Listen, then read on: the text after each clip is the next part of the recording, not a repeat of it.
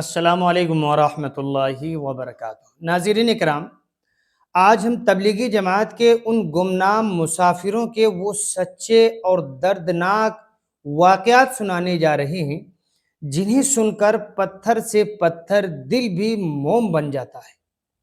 واقعہ کچھ یوں ہے کہ گرمی کے سخت ترین دنوں میں ایک تبلیغی جماعت ایک دور دراز گاؤں میں گشت کر رہی تھی۔ دوپہر کی کڑکتی دھوپ میں ساتھیوں کے پاؤں میں چھالے پڑ چکے تھے اور حلق پیاس سے سوکھ رہا تھا۔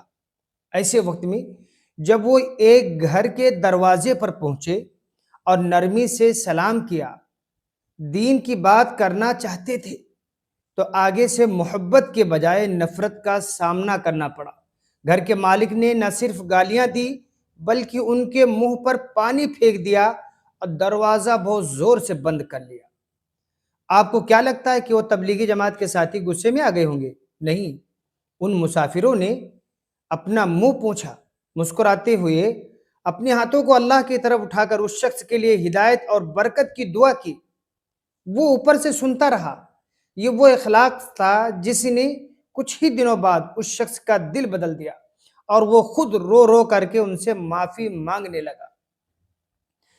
اس کے ذریعے سے ہمیں ایک سبق یہ ملتا ہے کہ جب تبلیغی جماعت کے ساتھی دور دراز سے سفر کر کے ہمارے پاس آئیں تو ہمیں چاہیے کہ ہم ان کا اعزاز اکرام کریں۔ وہ ہمارے مہمان ہیں، اور جب مہمان گھر کے پاس آتا ہے تو غصہ نہیں کیا جاتا ہے، محبت سے ان کے سامنے پیش آیا جاتا ہے۔